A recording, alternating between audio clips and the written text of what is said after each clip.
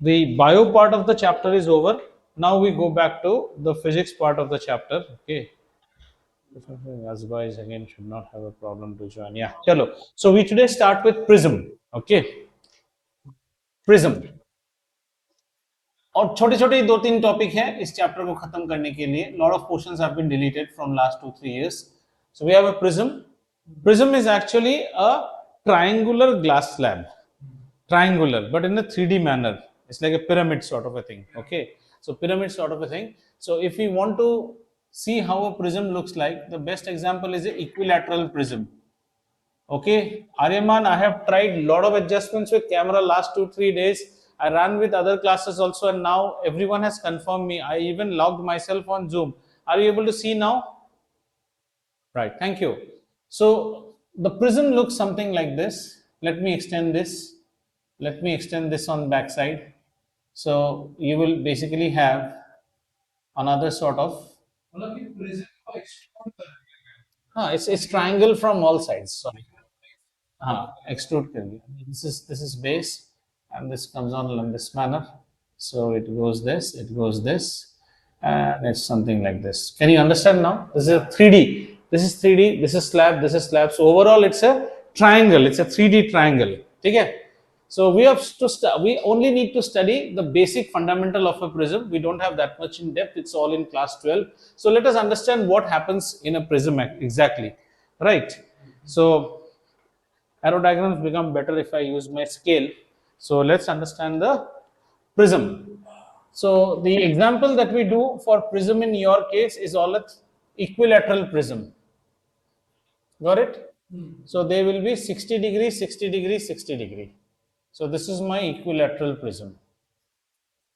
And this is a glass prism. Okay, our prism is made up of glass. And the prism we have is a 60 degree, 60 degree, 60 degree. And this is a 3D. This is a 3D architecture. You are seeing only one face of it. समझ गए? जैसे if you see the dome of a mosque or a gurdwara में जैसे आपको 3D दिखता है ना, उसी का आप समझ लो ऐसे खींच दिया है. हाँ, प्रिज्म वैसे ही है. ट्रायंगल के ऊपर से हमने खींच दिया है. So we will see what happens in case of refraction through a prism. First we'll see the diagram of refraction through a prism. Now this prism is made up of glass and the outside medium is air. So air is automatically a rarer medium. Rarer. So asba rarer का मतलब होता है खुला खुला medium, वो medium जो खुला है. ठीक है. एंड लाइट यहाँ पे आराम से ट्रेवल कर सकती है. डेंसर. और ग्लास क्या हो गया हमारा? ये ग्लास हमारा हो गया डेंसर मीडियम. डेंसर का मतलब होता है मीडियम पैक्ड है. This is optically denser. Please understand this not with mass. These are optically rare. ठीक है. Again I have to explain. Optically rare and optically denser. Optically denser. तो इसमें कौन जाएगा अंदर बाहर? सर लाइट की रे जाएगी. अगर रेयर में है तो लाइट की रे की स्पीड नहीं गिरती है. Just understand it like this. ये है हमारा स्कूल का बस. ठीक है. ये भीड़ भाड़ बस है. बच्चा इसके अंदर जोर से जा सकता है कि अंदर नहीं जा सकता है, पैक्ड है. तो ये बस कैसा हो गया? डेंसर मीडियम हो गया. यही बच्चा जब बाहर आता है तो एकदम सुकून की सांस लेता है, बहुत जोर से दौड़ेगा, बिकॉज रेयर मीडियम में आ गया.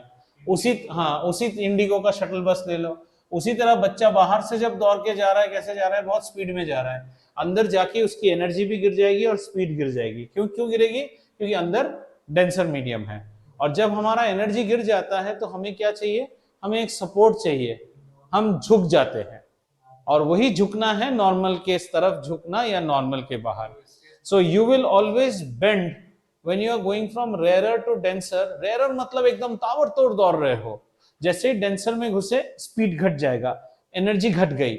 एनर्जी घट जाते क्या चाहिए? हमें सपोर्ट चाहिए. सो हम किसी की तरफ झुकेंगे सपोर्ट के लिए. वो कौन है? वो नॉर्मल है. ठीक है. तो अगर हम इसको refraction through a glass slab की तरह देखें तो अब तक हमने क्या देखा था? This is our glass slab. ये ग्लास स्लैब है. यहां एयर आ रही है, एयर से आ रही है रे, ताबड़तोड़ स्पीड में आ रहा है. कहां से आ रहा है बेटा?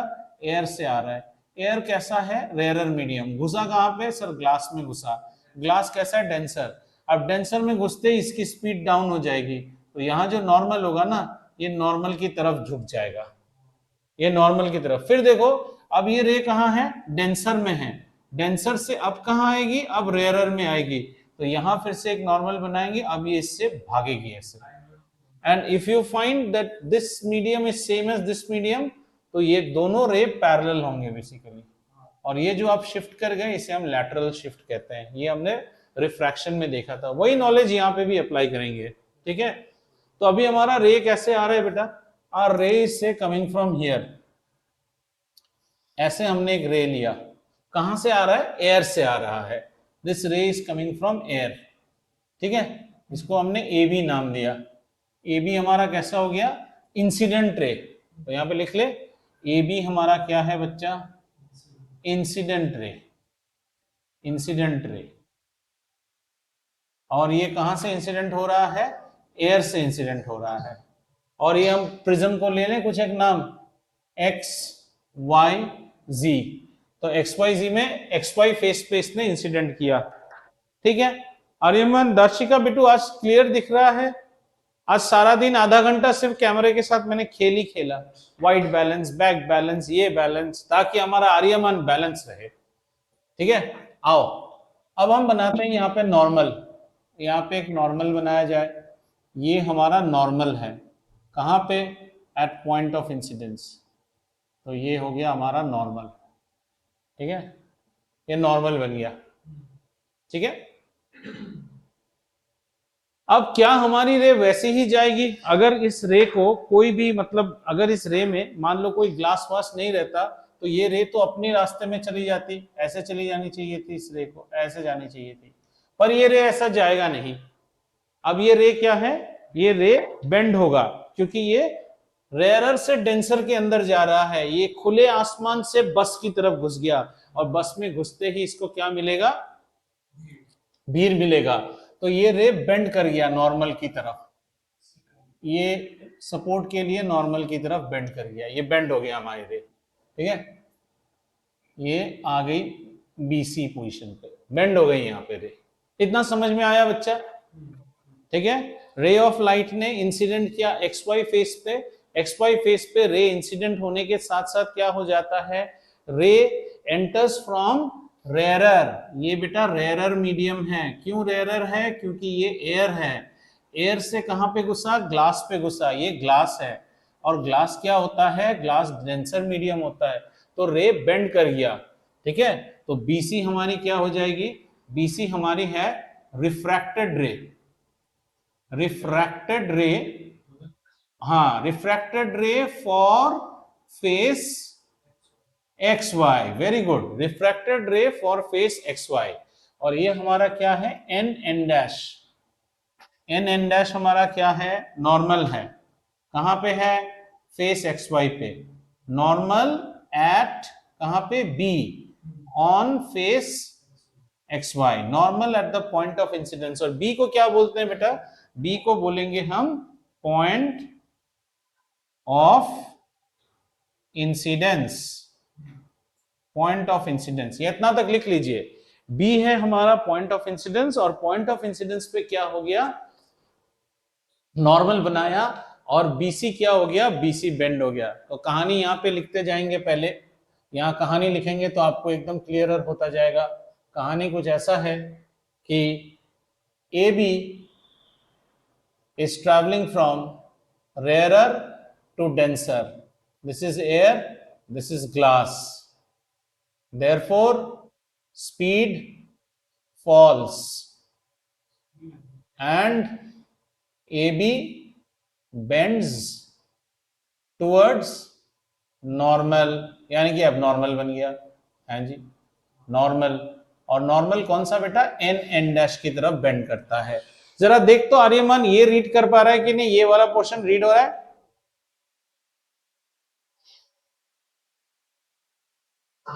हाँ थैंक यू, लाख रुपए काम में आया आज कम से कम, ठीक है।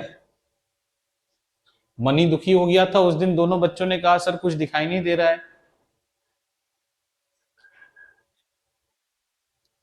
ये समझ में आया पहला कहानी?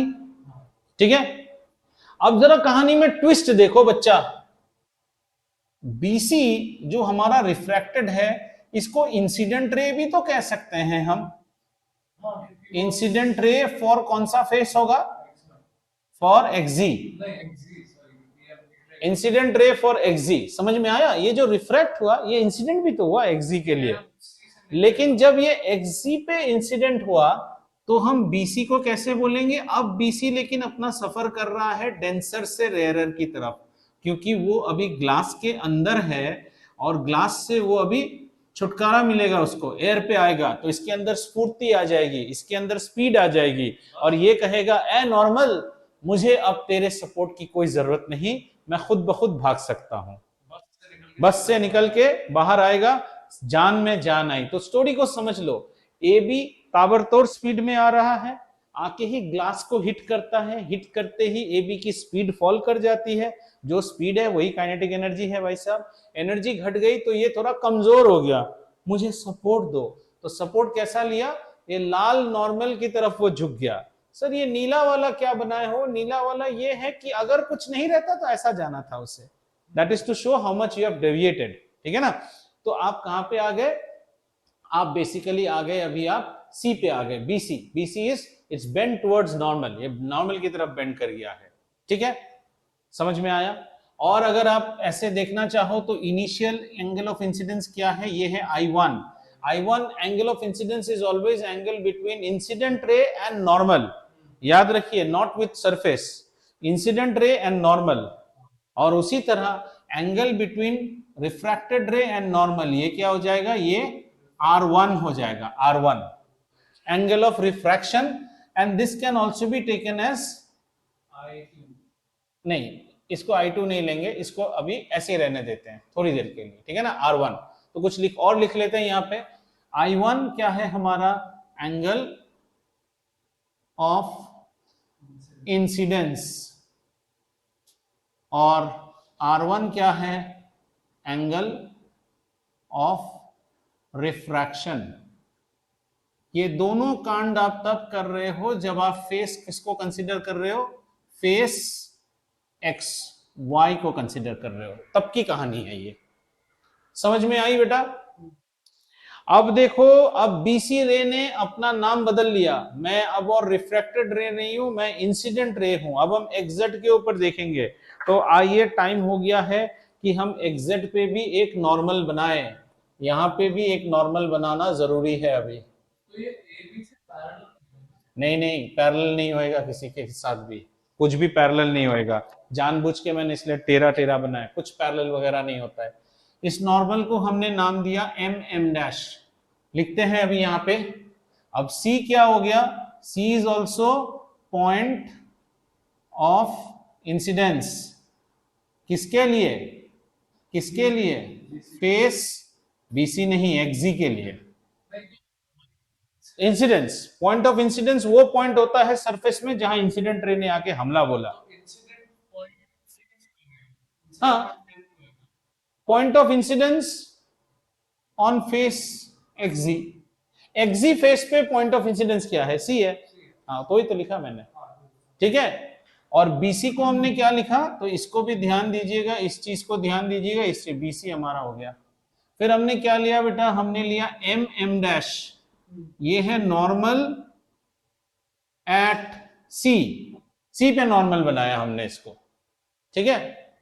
अब कांड क्या हो रहा है? अब ये कांड हो रहा है, तो इसमें क्या हो जाएगा? Speed will increase and BC will bend away from normal. कौन सा normal? M dash. M dash से बीसी अपना रुख बदल लेगी और कहेगा हमें तुम्हारी सपोर्ट की कोई जरूरत नहीं है। लेकिन थोड़ा और चीज देखना पड़ेगा, यहां हमने एक और एंगल बनाया, इसको हमने नाम दिया I2। I2 समझ में आ रहा है? I2 is angle of incidence. किसके लिए? For the face exact. और इसी तरह हमारा रे डेविएट कर जाएगा। कहां से डेविएट कर जाएगा? हमारा रे डेविएट कर जाएगा नॉर्मल से, और रे कुछ ऐसे निकलेगा। इसको हमने नाम दिया CD, ठीक है। और CD को हमने क्या नाम दो यहाँ पे? CD को हम कहेंगे रिफ्रैक्टेड रे। इसको हम कहेंगे रिफ्रैक्टेड रे फॉर, रुक जा बेटा, फॉर फेस एक्जी। समझ में आया? Refracted ray for face exe. और यहां पे जो एंगल बनेगा इसको हम कहेंगे R2। R2 हो गया एंगल ऑफ रिफ्रैक्शन। और ये दोनों चीज हो रहे हैं फॉर फेस, कौन सा फेस? एक्जी के लिए, ठीक है। तो अगर हम अच्छी तरह से देखें और ये बीच के इसको भूल जाए, किसको भूल जाए?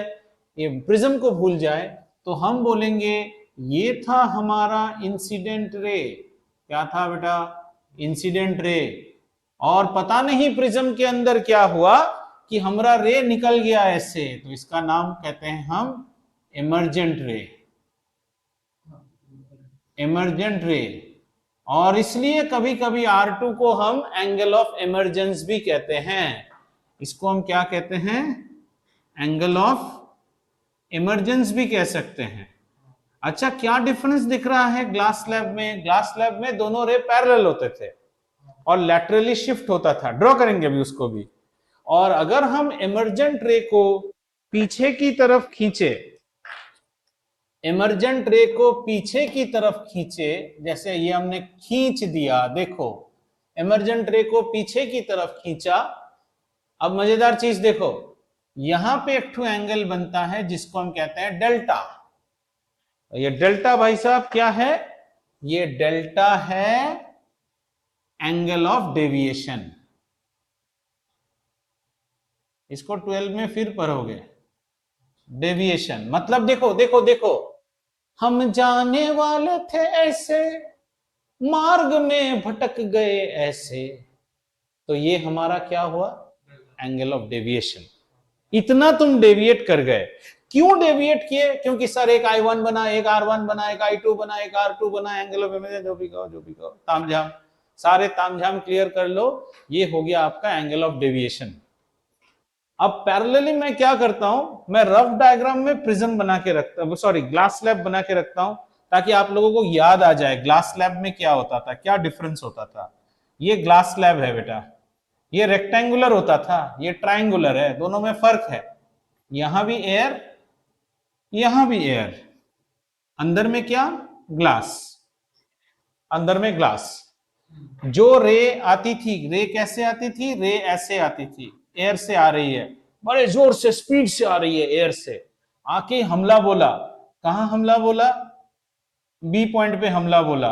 बोलते ही नॉर्मल बन गया, और ये ए बी स्लो हो जाएगा, तो वो कैसा होगा? नॉर्मल की तरफ बेंड कर गया। तो ये है हमारा पहला एंगल I1, और ये हमारा बना R1। ये है नॉर्मल एन एन डैश। इसके बाद BC रे का जन्म हुआ, जो कि angle of refraction, ray of refraction है, और ये C पॉइंट के लिए बनेगा फिर इंसिडेंट रे। फिर यहाँ पे हमने एक नॉर्मल बनाया, एक और नॉर्मल बनाया। अब ये कहता है कि हमें अब जरूरत नहीं है तुम्हारी, क्योंकि हम तो एयर जा रहे हैं, ये फिर स्पीड में जाएगा। और D यहां जो होता था, जब तक ये मीडियम और ये मीडियम एक ही है, जहां से आए वहीं पे फाइनल निकले, तो ये दोनों पैरेलल होते थे। यहां पैरेलल नहीं होता है, काफी डेविएट हो गया। और पैरेलल होने के लिए हम क्या करते थे? इसको पीछे की तरफ खींचते थे और कहते थे रे क्या हुआ भाई साहब? रे ऐसे आया, गया कैसे? सर ऐसे गया, डेविएट हुआ, शिफ्ट हुआ। इसको हम कहते थे लैटरल शिफ्ट। अपने रास्ते से भटक गया, लेकिन वैसे ही जा रहा था। हाँ बिल्कुल, कहानी ऐसा है कि हमको ऐसे जाना था, हम ऐसे जा रहे हैं अभी, लेकिन प्रिज्म में कैसे हैं भैया? ऐसे जा रहे थे, अभी ऐसे जा रहे हैं। समझ में आया? Yes sir.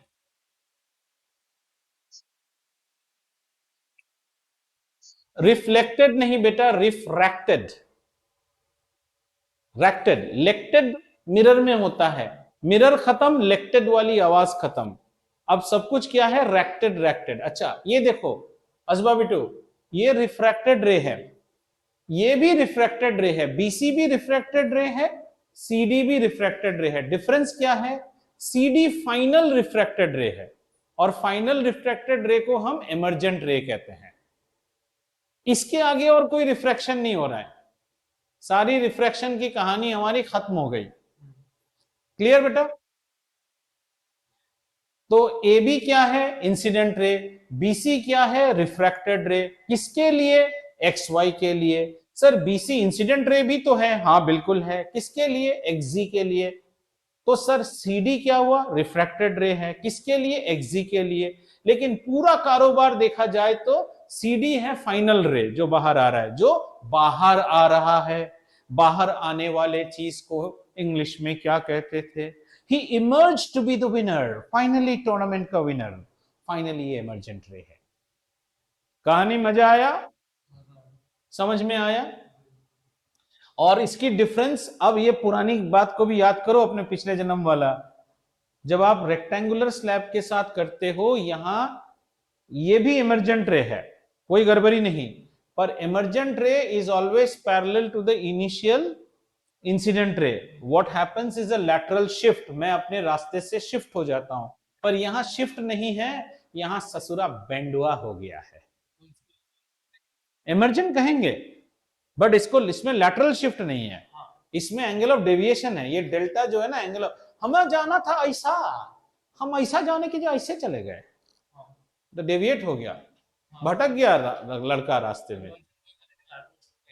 हाँ लैटरल शिफ्ट हो ही नहीं। लैटरल शिफ्ट के लिए जो रिफ्रैक्टिंग मीडियम है ना, वो ज्योमेट्रिकली सिमेट्रिक होना चाहिए, जो कि ये नहीं है।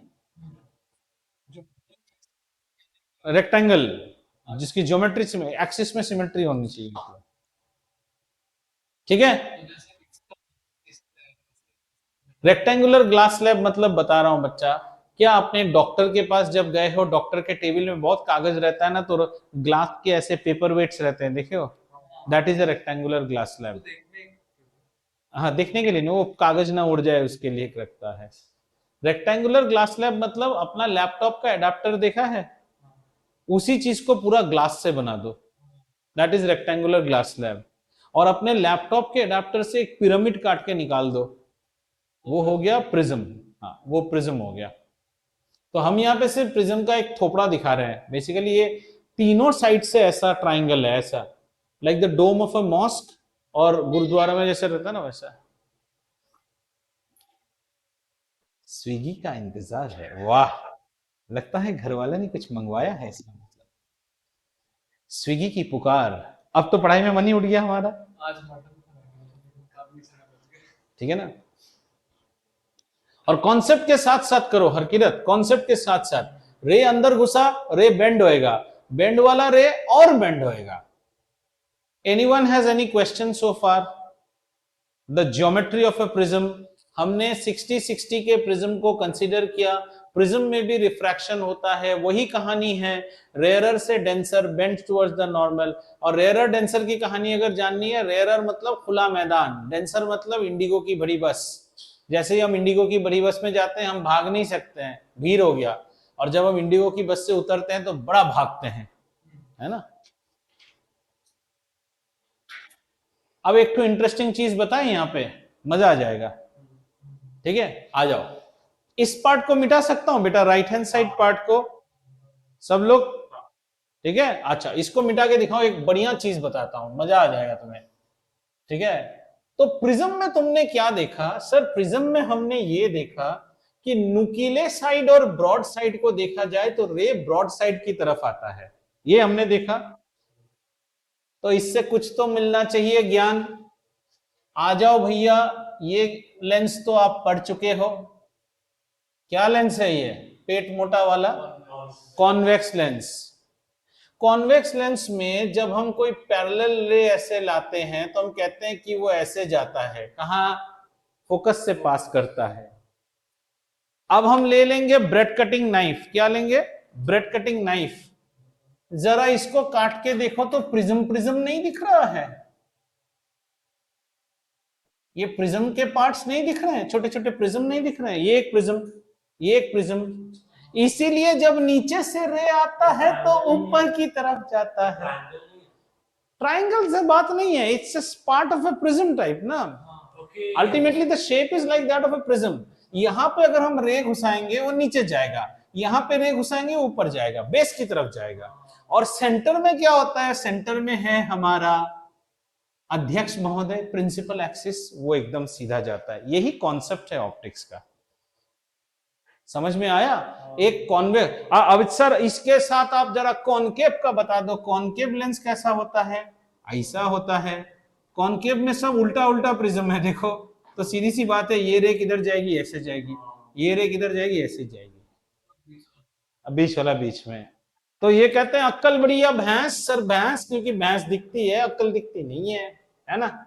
कॉन्सेप्ट समझ में आया, बस ताबड़तोड़ हो गया, हो गया। इतना ही प्रिज्म पढ़ना है हमें क्लास 12 10 में। अब बाकी प्रिज्म की कहानी, चलो मिटाए इसको, आगे की कहानी चलते हैं।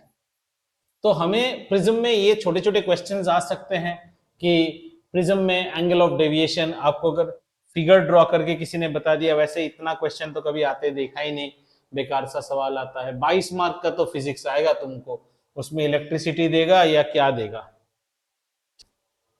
अब जो हमें पढ़ना है नेक्स्ट टॉपिक, उसको हम कहते हैं डिस्पर्शन। डिस्पर्शन, और डिस्पर्शन कहते हैं, हम क्या कहते हैं, डिस्पर्शन किसका, डिस्पर्शन ऑफ व्हाइट लाइट, सफेद रोशनी का डिस्पर्शन, ठीक है, व्हाइट लाइट। तो कहानी फिर चली जाएगी अर्थ के इलेक्ट्रोमैग्नेटिक स्पेक्ट्रम पे। तो आइए भाई साहब कॉन्सेंट्रेट कीजिए, डिस्पर्शन ऑफ व्हाइट लाइट, कोई बात नहीं, ठीक है। ये है सूरज।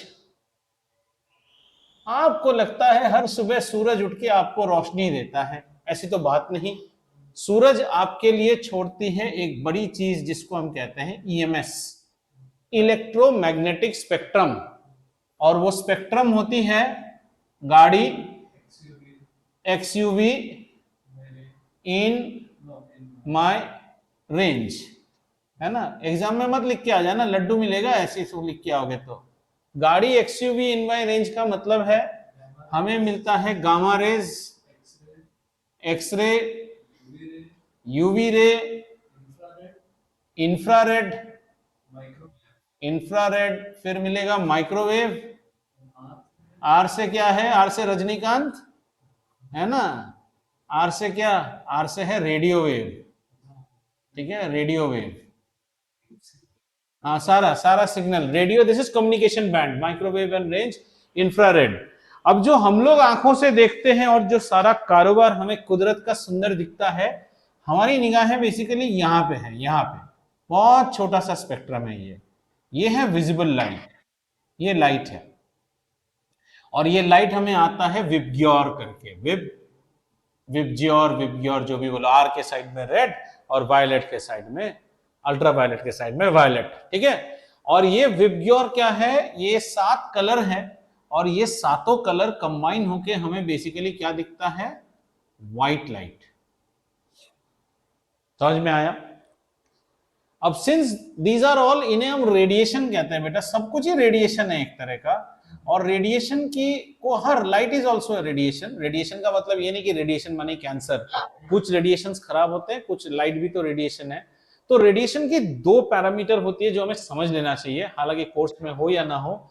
एक पैरामीटर को हम कहते हैं वेवलेंथ, ठीक है, 9th में था सर, 9th तो कभी हमने पढ़ा ही नहीं सर। और दूसरा होता है फ्रीक्वेंसी, और दूसरा होता है फ्रीक्वेंसी।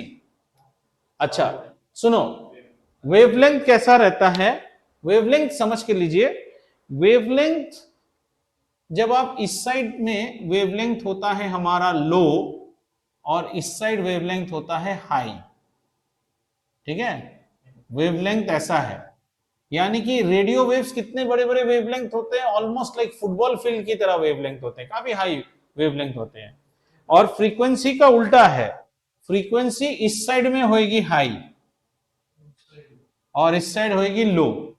ज्यादा फ्रीक्वेंसी मतलब ज्यादा एनर्जी, ठीक है, डायग्राम के पैटर्न में दिखा दूं तो समझ में आ जाएगा। बड़े बड़े वेवलेंथ मतलब कैसे बेटा, ऐसे ऐसे वेव दिखेंगे आपको, ये है वेवलेंथ। और इस साइड कैसे वेव दिखेंगे हमें, ऐसे दिखेंगे। समझ में आया? फ्रीक्वेंसी हाई का मतलब क्या है, बहुत ज्यादा है, T T T T T T T T. और इसमें देखो फ्रीक्वेंसी देख के समझ में आ रहा है तुम्हें, ठीक है। फ्रीक्वेंसी हाई मतलब एनर्जी हाई, इसीलिए गामा रेस कंक्रीट को पार करके चली जाती है, बहुत कैंसरस है। अब हमें देखना है ये विबग्योर। तो सवाल आता है, आपको कैसे पता कि ये 7 कलर है, आपको कैसे पता कि ये 7 कलर है? तो इसका आंसर देता है हमें dispersion of white light. Dispersion क्या है बेटा, dispersion is the phenomenon, phenomenon, phenomenon due to which white light can be split into what, 7 colors. And what are the 7 colors? VIBGYOR. और ये स्प्लिट कौन कराएगा, और ससुरा जो पढ़े हैं अभी वही कराएगा, prism. As a student of science आपके पास कुछ चीजें आपके घर पे होनी चाहिए। मैं हमेशा कहता हूं एक प्रिज्म होना चाहिए, एक मैग्नेटिक कॉम्पास होना चाहिए। ये सस्ती सस्ती चीजें हैं, है ना। जैसे आप क्या वो क्या था वो ऊनो के कार्ड खरीदते हो अमेजोन से, उसी तरह ये भी खरीदोगे तो माँ बाप कभी मना नहीं करेगा, है ना।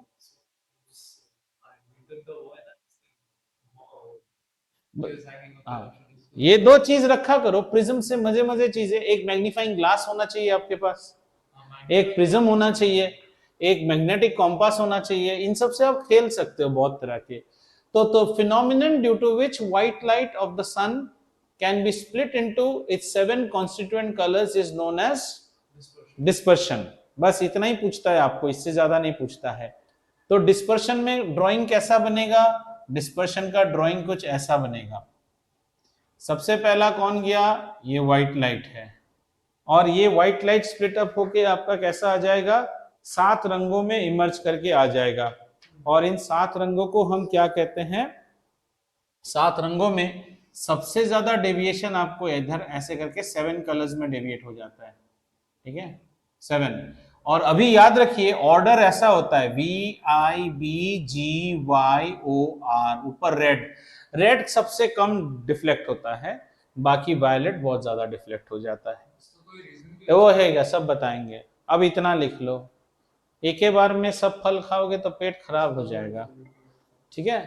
तो प्रिज्म में हमें क्या आ सकता है बेटा, ये क्वेश्चन आ सकता है, define dispersion of white light, ये क्वेश्चन आता है हमें। और हमें पूछेगा draw a neat level diagram to show the dispersion of white light. White light, white बेटा इसको शॉर्ट फॉर्म में लिखा, देख लो एक बार, सुन लो। Dispersion is the phenomenon due to which white light is split into 7 colors when it passes through a prism, VIBGYOR. और जब आप ड्राइंग बनाओगे तो आपकी व्हाइट लाइट इस तरह से स्प्लिट होती है। बेटा ऊपर से विबग्योर मत लिखना, मोतीचूर के लड्डू मिलेंगे, नीचे से विबग्योर लिखना। लाल सबसे कम स्कैटर होता है या डिफ्लेक्ट होता है। इसको कैसे याद रखेंगे एग्जाम में, अच्छा ट्रेन में सफर तो किए होगे तुम लोग, तो हाई फाई हो सब, तो प्लेन में जाते हो, ट्रेन वेन में सिग्नल किस कलर का होता है रोड में, red, red signal, red is danger. Red ही क्यों देते हैं, डेंजर को ग्रीन कलर क्यों नहीं दिया, क्योंकि रेड कभी स्कैटर नहीं होता है, दूर से भी हमें उसको पॉइंट ऑब्जेक्ट ही दिखेगा, पॉइंट दिखेगा। जैसे फॉगी नाइट ले लो, पंजाब में ले लो, एकदम रात फॉगी है, ठीक है, हाँ पीके,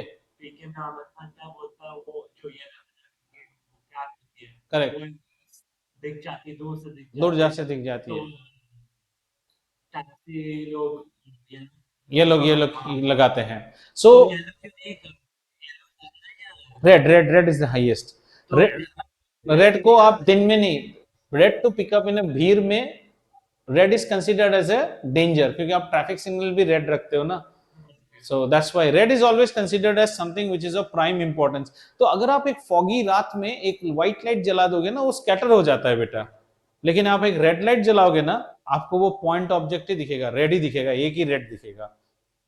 जैसे भूत का शूटिंग होता है ना, तो व्हाइट कोहरा लाइट दिखाता है, रेड कोहरा कभी नहीं दिखाता है, रेड का कोहरा नहीं होता है। रेड एक ही जगह जो वो दिखाते हैं ना, आज रात ड्रैकुला निकलेगा, चांद एकदम लाल होके बैठा है। हाँ, ठीक है भाई साहब, इतना समझ में आया। इस चीज को डिस्कवर किया था न्यूटन ने, ये न्यूटन की डिस्कवरी है भाई साहब ने। लाइट में भी भाई साहब ने काम किया। और यहाँ एक मजेदार चीज आपको ये देखने को मिलेगी, ये देखिए, अगर मैं दो प्रिज्म बिल्कुल आइडेंटिकल ऑप्टिकल डेंसिटी की लूं और दोनों प्रिज्म को एक दूसरे के साथ ऐसे लगा दूं ताकि एक पैरेललोग्राम की तरह दिखे, और यहां से व्हाइट लाइट छोड़ूं, तो यहां क्या हो जाएगा, स्प्लिट हो जाएगा। बात मानते हो हमारी? और ये स्प्लिट लाइट यहाँ पे जाके फिर कन्वर्ट हो जाएगी और आपको यहां से व्हाइट लाइट दिखेगी। ठीक है, लेकिन दोनों प्रिज्म एकदम आइडेंटिकल होना है, व्हाइट लाइट, बीच में आपको स्पेक्ट्रम दिखेगा। This is known as the spectrum of white, ये स्पेक्ट्रम दिखेगा आपको। कभी आपने स्कूल में देखा है लंच के बाद आप घड़ी पहनते हो तो आपके घड़ी से थोड़ा सा कलर्ड लाइट आ जाता है टेबल में? That is because the surface, कोई ग्लास सरफेस रहेगा, जैसे जिसके घर में एक्वेरियम रहता है उसको देखना, शाम को जब सूरज ढल रहा है ना तो जमीन पे थोड़े से कलर्स दिखते हैं, अलग अलग पैटर्न के कलर दिखते हैं। That is all happening due to that one portion of that glass slab is behaving like a prism. जैसे ये चश्मा है, इसको पानी में धो के किसी एक एंगल से देखेंगे ना, थोड़ा सा लाल नील रे देखना शुरू हो जाता है। That is all happening because some portion is behaving like a prism. इसलिए दूसरे कलर, लेकिन जो रेनबो होता है हाँ, उससे कैसे, वो भी देखेंगे, रेनबो का भी अभी वही पढ़ना है नेक्स्ट।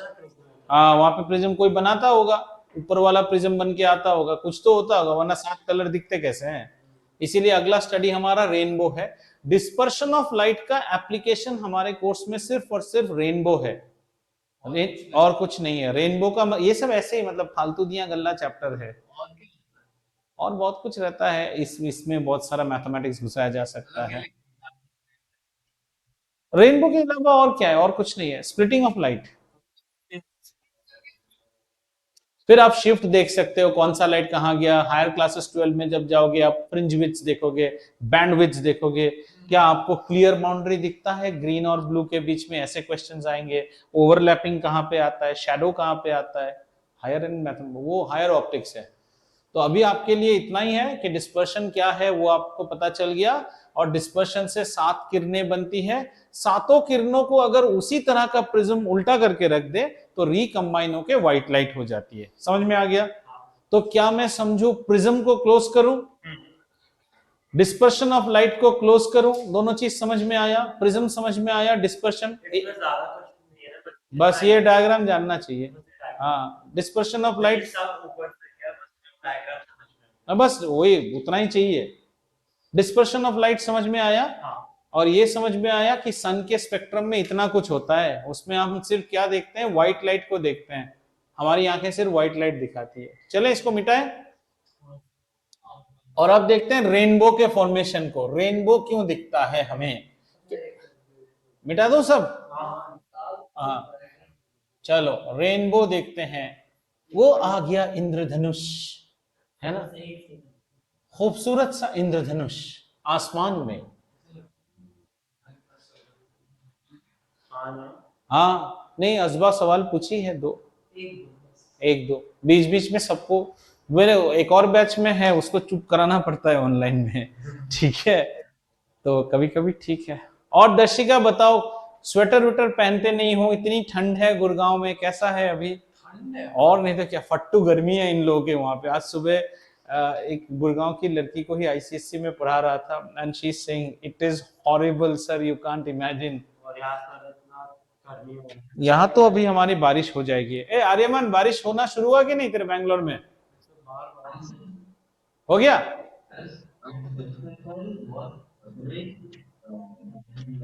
हाँ, इसलिए हम लोग के यहाँ पे बहुत हवा चल रहा है। हाँ, तेरा अभी अभी राइट नाउ क्या है, यहाँ पे बहुत हवा चल रही है अभी थोड़ी देर पहले। इसके टेरेस गार्डन बहुत सुंदर है, इसके घर पे तरह तरह की सब्जियां उगाता है इसका डैडी, लौकी से लेके क्या नहीं है टेरेस गार्डन पे। लेकिन ये क्या करता है, खाली सोता है बैठ के, कुछ नहीं करता है। है ना। अभी क्या आया है वेजिटेबल टेरेस में, आर्यमान, अभी वेजिटेबल क्या आया है टेरेस में? पंपकिन है, देखो, हाई प्रोडक्शन है। ऐसा नहीं, ये मत सोचो किस्मत से एक पंपकिन हुआ, अच्छा खासा। हाँ, टेरेस में किया है वो भी। चलो आगे बढ़ते हैं और देखते हैं रेनबो के फॉर्मेशन को। रेनबो, इसको क्या है, बड़ी आसान भाषा में समझेंगे। बेटा रेनबो बोलते ही आपके दिमाग में क्या आता है?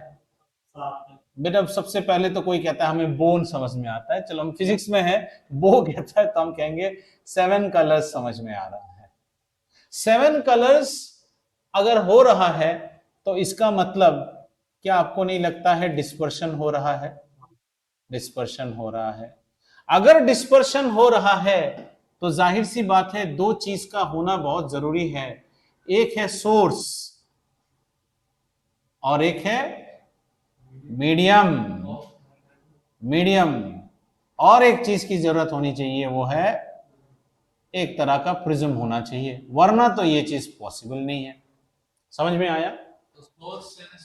सोर्स ऑफ लाइट होना चाहिए, हमारे पास एक सोर्स ऑफ लाइट होना चाहिए, ठीक है। ऐसे याद रखोगे तो जिंदगी भर याद रहेगा। एक मीडियम होना चाहिए जहां लाइट ट्रेवल करेगी, और एक प्रिज्म होना चाहिए जो इसको तोड़ेगा, ठीक है ना।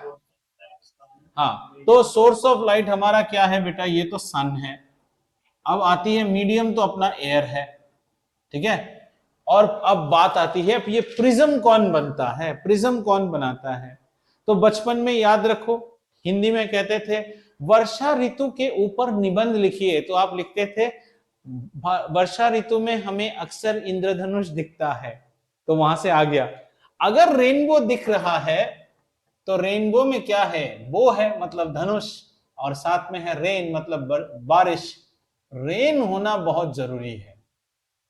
अरे क्या बात कर रहे हो सर, रेन भी है और सन भी है, तो ये दोनों होना जरूरी है। तो इसका मतलब अगर आपको रेनबो चाहिए तो आपको रेन होते रहना चाहिए, और टू सन भी साथ साथ निकलना चाहिए। बड़ा ही नायाब सा वक्त होता है, बारिश भी हो रही है, सन भी निकल रही है, या बारिश जस्ट रुकी है, सन निकल आया है, ठीक है ना। समझ में आया? और यहां खड़ा कर दो हमारे, किसको आज खड़ा करें? आज हम यहाँ पे आर्यमान को खड़ा करते हैं। जिज्ञासु भरी नजर से आर्यमान क्या देखता है? वो उसे यहाँ रेनबो दिखाई देता है। रेनबो दिखाई देता है 7 कलर्स का, 7 कलर्स। अब इस डायग्राम से ही आपके आंसर आ जाएंगे। उसे 7 कलर दिख रहा है, इसका मतलब क्या है? उसके सामने एक प्रिज्म है, वरना उसे दिखना नहीं चाहिए ना। यहां पे प्रिज्म है, और ये प्रिज्म कौन है? ये प्राकृतिक प्रिज्म है, ये है रेन ड्रॉप्स। कौन से है? सस्पेंडेड। छोटे छोटे होंगे ना, इन एयर। बारिश हो गया ना, पूरा बारिश नीचे नहीं गिरा है, छोटे छोटे, वो आप आंखों से नहीं देख सकते, मॉइस्चर की तरह फ्रीज। अब आप बाल वाल हम लोग काटते हैं तो मुंह पे एटोमाइजर से हवा मारता है ना, फुस फुस फुस फुस, तो सारे फुसफुस के हमारे मुंह पे गिरे, कुछ तो यहाँ पे भी गिरा ना, तो वही है सस्पेंडेड इन एयर। और ये छोटे छोटे टाइनी ड्रॉप्स होंगे, और ये, हाँ नहीं नहीं, ये ड्रॉप्स प्रिज्म की तरह बिहेव करेंगे, ये ड्रॉप्स प्रिज्म की तरह बिहेव करेंगे। तुम्हें कैसे पता गोल है? कुछ ट्रायंगल भी होंगे, एक आध दो, यही कंडीशन है। ऐसा नहीं कि पूरा ट्रायंगल, मैं तो इसलिए कह रहा हूं कि सुनो सुनो मेरी बात सुनो, ये क्या शेप है? रेक्टेंगल। इसका ये जगह देखा है थोड़ा बेवल्ड रहता है, तो ये जगह पे जब आप कल सूरज आएगी ना, आप छुट्टियों में घर पे रहोगे संडे और सन आ रहा है, वहां पे इसको ऐसे वैसे रख के देखो, आपको तो भी 7 कलर है। ये छोटा सा जगह प्रिज्म की तरह बिहेव कर जाएगा। हाँ, एक एंगल होना चाहिए। Prism, it is not that, हाँ आ रहा है, ऑल प्रिज्म्स आर नेवर, लेकिन ये पॉइंट सोर्स नहीं है, जनरली पॉइंट सोर्स होना चाहिए। All prisms need not be 60 60 60। We have 45 45 90 prism also, we have 60 30 90 prism also। Prism जरूरी नहीं कि वो इक्विलैटरल हो, हाँ ट्रायंगुलर स्ट्रक्चर। ये बन रहा है ना, ये इतना सा पोर्शन ट्रायंगल नहीं बन रहा है तुम्हारे स्केल का। अरे भाई साहब, यहाँ पे अगर काट दूं तो थोड़ा ट्रायंगल नहीं दिख रहा है? हाँ, वही फेस प्रिज्म का काम करेगा। आपके हाथ का घड़ी वड़ी जो है आपको कलर देगा। I don't know whether you have seen, घर में जब रोशनी घुसती है, ड्राइंग रूम में अगर कोई ग्लास का आइटम है ना, तो फर्श पे देखना तुम्हें लाल नील रेज दिखेंगे, कभी देखा नहीं? हमारे एक्चुअली ग्लास हाँ। बेसिकली कोई भी ग्लास के पास रखो, तुम्हें कल ही देख लेना, तुम्हें रेज दिखेंगे। तो सस्पेंडेड, तो ये हो गया हमारा 7 कलर्स, ये एयर में सस्पेंडेड है। और सोर्स कैसा रहना चाहिए? सोर्स हमेशा आदमी के पीछे रहेगा। ये जो सन है ना, this will be always behind the observer. समझ में आया? तो क्या हो रहा है, सन से व्हाइट लाइट जाके इसमें गिरती है, और ये व्हाइट लाइट आगे जाके कैसा होता है, स्प्लिट हो जाता है सातों में, और यही हमारे आंखों में हमें दिखाई देता है। So this is how you see the rainbow. So what are the conditions for a rainbow to be वो तो हमने आपको इजी करने के लिए बताया। For a rainbow to be observed, it should be that rain and sun should come out simultaneously. There should be rain, there should be sun, or the rain has just held up, so that there are still some moisture. अभी देखना, थोड़ी देर rainbow रहता है, उसके बाद rainbow गायब हो जाता है। ऐसा थोड़ी है कि कोई बच्चा आके उसको उठा के लेके गया, क्योंकि ये सारे ड्रॉपलेट्स जो है वो इवेपोरेट हो जाए। हाँ, एंड नहीं, क्योंकि हमारा अर्थ राउंड है ना, तो इसलिए आपको वो होराइजन में ऐसे दिखता है। सो रेनबो के लिए एक क्वेश्चंस आएंगे, ये सब ट्रू और false. Do you think that the sun and the rain should be simultaneously? Yes sir, sometimes there is no rain, still I see rainbow, because you are seeing the suspended water droplets. As the water droplets evaporate, rainbow गायब हो गया। sun should be behind the observer. should be behind the observer. हाँ, sun इस side में आने से तुमको कैसे दिखेगा? नहीं दिखेगा ना। अगर सन इस साइड है तो रेनबो इस साइड है। हाँ, हम जहां रेनबो देख रहे हैं, हमारे पीछे सन होगा। सन से किरणें निकली, प्रिज्म को हिट किया, और हमें वो प्रिज्म का स्कैटर दिख रहा है। So the order is always like this: sun,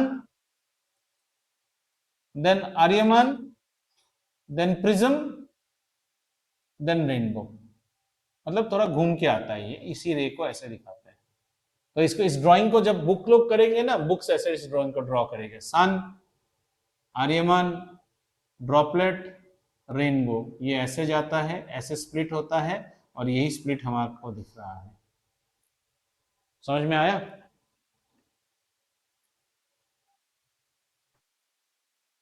So what is the application of a rainbow, sir? A rainbow is formed due to, a rainbow is explained on the basis of dispersion of light. White light from the sun gets dispersed into its 7 colors as it gets refracted from the natural prism, which are the droplets of water which got suspended in the air. Understood? They actually disperse the white light from the sun into 7 colors. That means, sir, do we see rainbow when it rains? No, you will see a rainbow when it rains and parallelly the sun is out. एक question, हाँ, जैसे अपने ये tropical rainfalls होता है ना, जहाँ पे जब भी रेन नहीं होता है, फिर भी बहुत सारा मॉइस्चर होता है, हाँ, तो वहाँ पे अगर सारे ट्रीज को हटा दें, सनलाइट को आने दें, तो रेनबो फॉर्म होएगा। वो मॉइस्चर इतना देर होल्ड नहीं करता है, तो क्लाउड भी रहता है, क्लाउड में आपको नहीं दिखता है। टिपिकली वाटर ड्रॉपलेट, वाटर का वो ऑप्टिकल डेंसिटी बनता है, water acts like a crystalline, moisture is something different. आपको एक क्रिस्टलाइन स्ट्रक्चर बनना है, that crystalline structure is formed by a water droplet. पानी की एक बूंद में आपको ये कलर, आपने कभी सोप बबल लिया है हाथ में? सोप बबल में कलर देखा है कि नहीं? हाँ, वो वाला कांड हो रहा है। वैसे छोटे छोटे बहुत सारे सोप बबल्स हैं, वाटर बबल्स हैं, और ये वाटर बबल्स क्या करती है, ये बिहेव करेंगी आपके प्रिज्म की तरह। ठीक है, तो रेनबो देखने के लिए क्या जरूरी है बेटा? रेन होना चाहिए, सन भी पैरेलल होना चाहिए। Sun should be behind the observer, और रेनबो ऑब्जर्वर को सामने दिखता है। इतना ही है क्लास 10 में, इसी को लिख के, नहीं मतलब रेनबो में इतना ही है। तो इतना लिखने के बाद, बेटा आपके परसेंटेज कितने हैं? आंटी मेरे ना 99 आया है। वाह, मेरा बेटा फरहान कुरैशी इंजीनियर। और उसके बाद जैसे ही वो 11 में जाता है, क्या हाल है? मत पूछो, हाथ के नाखून खींच लिए जा रहे हैं, लॉगरिथम्स है, बाइनोमियल थ्योरम है, ट्रिगोनोमेट्री है, पता नहीं किस जमाने का दुश्मनी है। 10th क्लास जाना चाहोगे? अरे बोलिए सर, आज ही चले जाएंगे, रोज क्लासरूम झाड़ू भी मारेंगे, पर हमें 10th क्लास जाने दीजिए। और अब जब किसी को बोलते हैं 10th कैसा है, बड़ा बोरिंग है, स्कूल में इतना काम, ऊपर से मम्मा लोगों ने पता नहीं एक आदमी के साथ डाल के रखा हैदराबाद में, इतना दिमाग खाता है वो बैठ के, हालत ही नहीं। कोई भी अपने से 1 साल सीनियर जो कोई है ना, उसको जाके कभी पूछो कैसे हैं आप, कैसा लग रहा है 11 में, एसिड रहेगा तो मार देगा तुम्हारे मुंह पे तब तक, ठीक है ना। समझ में आया? तो आज मैंने विजिट किया किसको? बस पूछना विशु को, वो एक हाँ। किसी को देख ही नहीं रहा है। पहले देखो, पहले पौधे में तितली है कि नहीं वो भी देखता था, अब चांस ही नहीं है। चलिए अगला टॉपिक आते हैं, और ये सब ब्यूटीफुल वर्ल्ड के टॉपिक है। अगला टॉपिक है एटमॉस्फेरिक रिफ्रैक्शन, और यहां से छोटी छोटी बातें आएंगी, सिर्फ कहानी वाली बातें, कोई मैथ्स वैथ्स तो है नहीं। एटमॉस्फेरिक रिफ्रैक्शन कहने का मतलब क्या है? कहने का मतलब ये है कि ये है सुंदर सी हमारी पृथ्वी, जिसे हम कहते हैं अर्थ, और अर्थ के ऊपर एक लेयर रहता है जिसे हम कहते हैं एटमॉस्फेयर, यानी हवा की परत, एक लेयर है, इसको हम कहते हैं एटमॉस्फेयर। समझ में आया? और ये एटमॉस्फेयर बेसिकली बना किससे है बेटा? इसमें है layers of gases, layers of air, और एयर में है तरह तरह के गैसेस, लेयर है बहुत सारे। अब इसमें तुम ज्योग्राफी मत लगाना, sir lithosphere, stratosphere, mesosphere, exosphere, ionosphere, वो सब मत लगाना।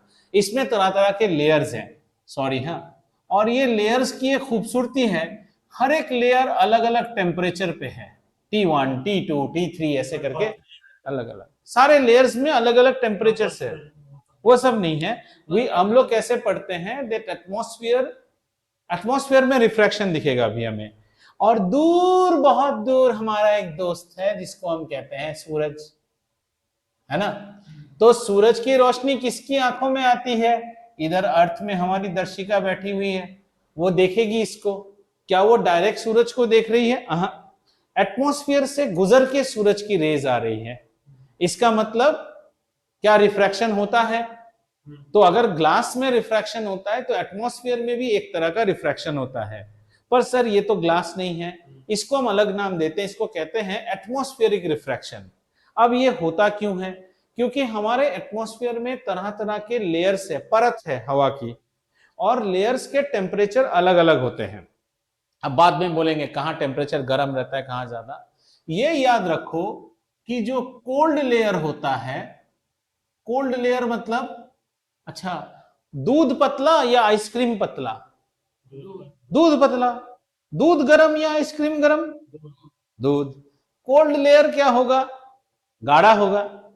तो कोल्ड लेयर क्या है? डेंसर है। देखो ऐसे एग्जांपल से समझाएंगे तो सब समझ जाओगे। कोल्ड लेयर जो है गाढ़ा होता है। क्यों? अभी अभी बताया ना यार, आइसक्रीम गाढ़ा है कि दूध गाढ़ा है? अच्छा, आइसक्रीम ठंडा है ना, तो आइसक्रीम को लेके तुम्हारी मुंह पे मारू तो थप करके गिरेगा, तो वो गाढ़ा है। और दूध मारू तो तुम्हारे मुंह पे नहीं गिरेगा, मेरा दीवार खराब होगा, क्योंकि दूध पतला होता है, ठीक है। तो जो हॉट हॉट गैसेस है ना, हॉट लेयर जो है, उसे हम रेयरर मानते हैं। अब इतना ये स्टडी नहीं करते हैं कहां हॉट रहता है कहां लो, वो नहीं। मतलब आपको फिर ये पता चल गया कि जो ऑप्टिकल डेंसिटी है, यहाँ पे मान लो OD1 होगा, यहाँ पे OD2 होगा, यहाँ पे OD3 होगा। दी optical, OD stands for optical density, ठीक है। OD stands for optical density, समझ में आया?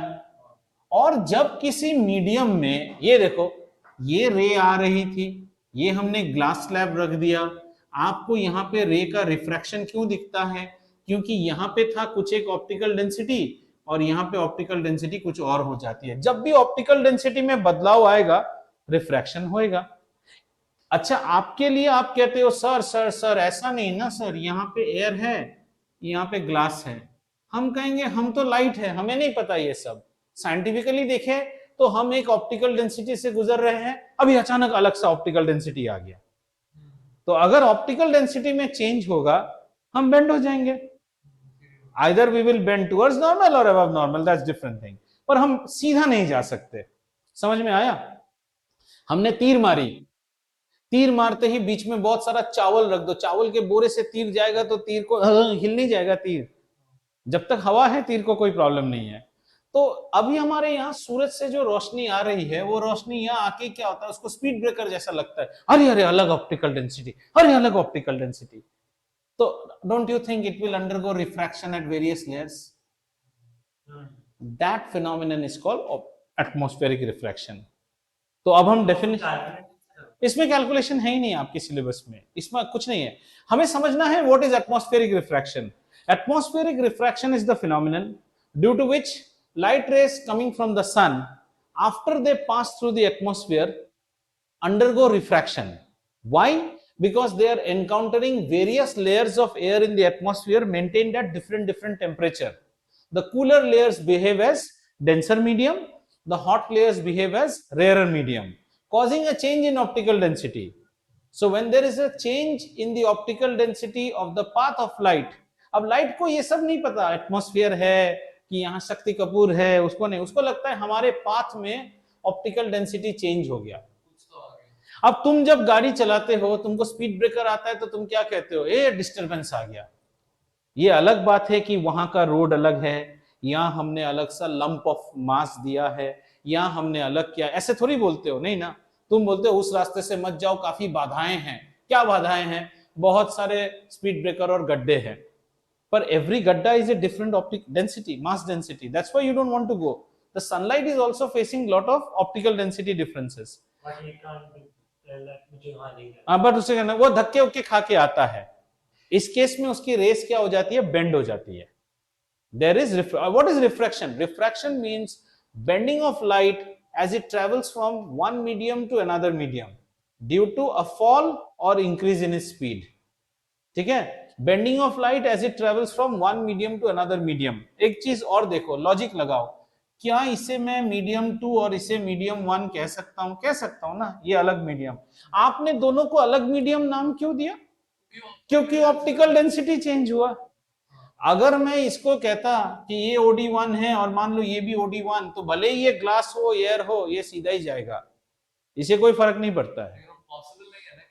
लेकिन वो पॉसिबल ही नहीं है कि एयर और ग्लास का अलग होगा। अभी हम टोल रोड पे जा रहे हैं, NHAI national highways authority of India का टोल रोड, और हमारे पार्किंग में पोडियम का भी जो रोड है एक ही क्वालिटी का है, लेकिन वो टोल देते हैं यहाँ फ्री पे। पर आपको गाड़ी चलाने में कोई डिफरेंस फील होगा? कुछ नहीं डिफरेंस फील होगा, दोनों की सरफेस क्वालिटी बिल्कुल एक जैसी है। So you go without any bending. The sun is not that lucky to send its raise.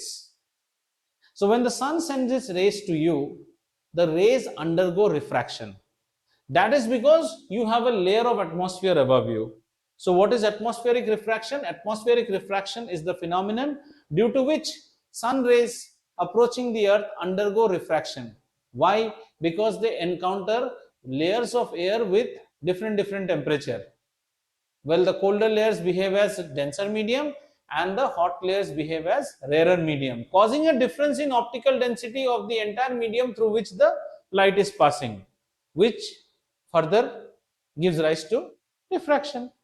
Refraction होने के लिए लाइट को दो अलग अलग ऑप्टिकल डेंसिटी से गुजरना होगा। यहां तो हम बहुत सारे दे रहे हैं, ससुरा बेंड होएगा ही होएगा। हमें यह पढ़ना है कि इसके कारण होता क्या क्या है। ठीक है, इसके कारण होता क्या क्या है आज रख देंगे। तो आज हमने क्या क्या पढ़ा? आज हमने प्रिज्म को पढ़ा, फिर हमने डिस्पर्शन ऑफ लाइट। प्रिज्म में हमें एक डायग्राम पूरा समझ में आना चाहिए। फिर हमने डिस्पर्शन ऑफ लाइट को पढ़ा बच्चों। डिस्पर्शन ऑफ लाइट में हमें क्या समझना चाहिए? हमें समझना चाहिए कि व्हाइट लाइट को उसके कॉन्स्टिट्यूएंट 7 कलरों में बेंड किया जा सकता, डिस्पर्स किया जा सकता है, स्प्लिट किया जा सकता है। किसने किया था? न्यूटन ने किया था। अब आप उसको कैसे करते हो? हम प्रिज्म से करते हैं। क्या हम उसे रिकम्बाइन कर सकते हैं? बिल्कुल रिकम्बाइन कर सकते हैं। कैसे कर सकते हैं? वापस एक प्रिज्म लगा दीजिए सेम डेंसिटी की, ऑप्टिकल डेंसिटी की, तो रिकम्बाइन हो जाएगा। इसका एप्लीकेशन किसमें देखा जाता है? रेनबो में देखा जाता है। अर्थात रेनबो में क्या होता है? डिस्पर्शन होता है। इसका मतलब रेनबो देखते वक्त कोई प्रिज्म तो होना पड़ेगा। हाँ सर, कुदरती प्रिज्म बनता है। किससे? Rain drops. मॉइस्चर मत बोलना बेटा, रेन ड्रॉप्स बोलना। रेन ड्रॉप्स जो एटमॉस्फेयर में सस्पेंड हो गए हैं। और एक लाइट भी होना चाहिए। हाँ सर, बारिश में रेनबो नहीं दिखेगा। बारिश के साथ जब सूरज निकलता है तभी रेनबो दिखता है, और सूरज मेरे पीछे होना चाहिए तो मुझे रेनबो सामने दिखाई देगा। कब तक? जब तक रेन ड्रॉप्स हैं। जब रेन ड्रॉप चले गए नहीं तो बच्चा कहता है पापा रेनबो कहाँ गया, कल फिर निकलेगा, अभी खाना खा लो कल फिर निकलेगा, कल बारिश होएगा तो निकलेगा। इसके बाद हमने एटमॉस्फेरिक रिफ्रैक्शन को देखा, वो रिफ्रैक्शन जो एटमॉस्फेयर के लिए होता था। अब तक आप रिफ्रैक्शन ग्लास स्लैब, प्रिज्म, ये सब के लिए देखते थे। इन सब में क्या होता था, लाइट एक और मीडियम से गुजरती थी। अब भी लाइट एक और मीडियम से गुजर रही है, पर क्या वो ग्लास जैसा है? नहीं, अलग अलग हवा की परत है। और वो हवा की परत कैसी है? अभी देखो यहां से जो ट्यूबलाइट से मुझे रे आ रहा है ना, वो सेम इतना में रिफ्रैक्शन नहीं होता है, लेकिन यही जब बहुत दूर होगा तो अलग अलग रेज से आएगा। अब इसकी स्टडीज हम बाद में करेंगे। आप लोगों ने कभी गाड़ी में पेट्रोल भरते हुए देखा है? स्मेल तो अच्छी बात है, लेकिन मान लो ये हमारी गाड़ी है और यहाँ पे फ्यूल डोर खुला हुआ है, यहाँ पे फिलिंग चल रही है। कभी कभी यहां से आसपास को देखना कैसा हिला हिला सा नहीं दिखता है?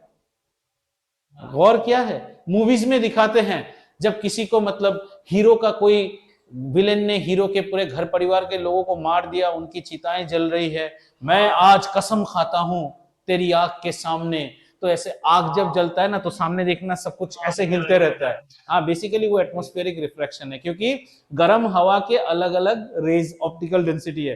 तो हाँ, हीरो एकदम रोते रहेगा ऐसे करके सफेद कपड़ा पहन के, और सामने देखना पेड़ वेड़ ऐसे हिल रहा है। हाँ, पुराने मूवीज में होता है। कैमरा का एंगल, वो यही अगली बार जब रिफ्यूलिंग होगी ना तुम्हारी गाड़ी में, रिफ्यूल करते ही क्या रहता है, गाड़ी की टैंक गर्म रहती है, पेट्रोल वेपराइज हो जाता है। तुम बाहर निकल के बिल्कुल पेट्रोल टैंक के सामने ऐसे हो जाना, तुम्हें देखना सामने सब कुछ हिलता हुआ नजर आएगा।